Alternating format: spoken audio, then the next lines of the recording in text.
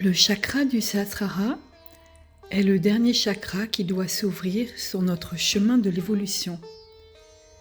Il se trouve au cerveau et est appelé le lotus aux 1000 pétales.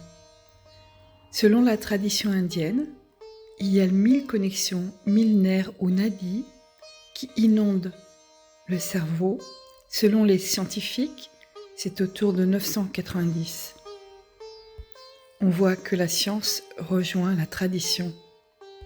Cependant, nous arrêterons notre analogie car la connaissance de ce chakra vient véritablement de Shri Mataji. Personne avant elle n'avait pu décrire ce chakra avec autant de précision, de même que la Kundalini ou le chakra du Muladhara. Le chakra du Sahasrara se situe exactement dans la zone limbique du cerveau qui fait une forme de anneau avec 5 autres structures autour du chakra de l'Agya. Le chakra de l'Agya, au centre du cerveau, se trouve juste au début de la zone limbique. On parlera plutôt de système limbique du cerveau, qu'on appelle aussi parfois le cerveau émotionnel. Le système limbique, ou le Sahasrara, joue un rôle très important dans notre comportement, dans nos émotions, comme l'agressivité, la douleur, la peur, le plaisir, et est aussi connecté à la mémoire qui se trouve dans le Bhakagya. Donc on voit bien que le chakra de l'Agya est lié physiquement et subtilement au chakra du Sahasrara, car ce n'est que lorsqu'on est en conscience sans penser qu'on peut intégrer le Sahasrara. Grâce à la méditation Satya Yoga, qui nous permet de ressentir notre système parasympathique, on peut aussi agir sur cette zone limbique en calmant nos émotions et en relativisant l'impact de la douleur sur nous. Le chakra du Sahasrara est ressenti par les vibrations. Les vibrations intègrent tous les éléments car ce chakra intègre aussi tous les autres chakras. On le ressent donc vibratoirement au niveau de la fontanelle, mais chez le bébé, la grande fontanelle ou fontanelle se referme complètement entre 12 et 24 mois. Shri Mataji nous dit même jusqu'à 5 ans, car c'est à 5 ans que se forment l'ego et le super-ego.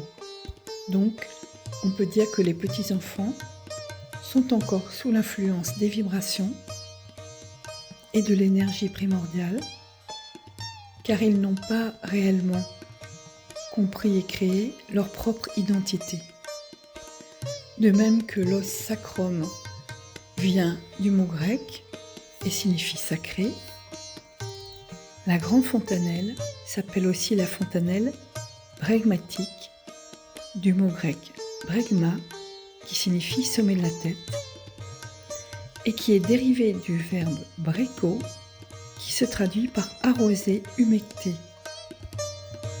Cela veut donc dire que les Grecs savaient aussi que l'expression subtile des vibrations pouvait donner une sensation de fraîcheur jusqu'à une sensation d'eau.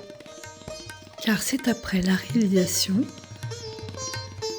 que, par la fontanelle, se déversent les vibrations fraîches qui peuvent être parfois ressenties comme de l'eau.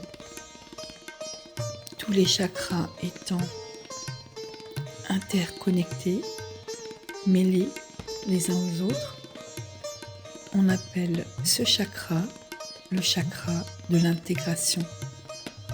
C'est aussi l'intégration de la personne, c'est-à-dire que l'âme et l'esprit ne font plus qu'un,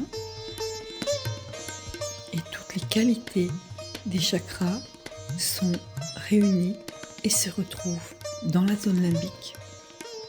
Et c'est l'intégration de notre individualité au tout, à l'énergie omniprésente de l'amour divin. on ressent une paix intérieure, un silence mental par la conscience sans pensée, et en nous se développe une gratitude envers le divin, devant la beauté de la nature et de toute la création. Et cette intégration au tout nous permet vraiment de ressentir notre système parasympathique et de décoder les vibrations et les informations vibratoires de ce sixième sens.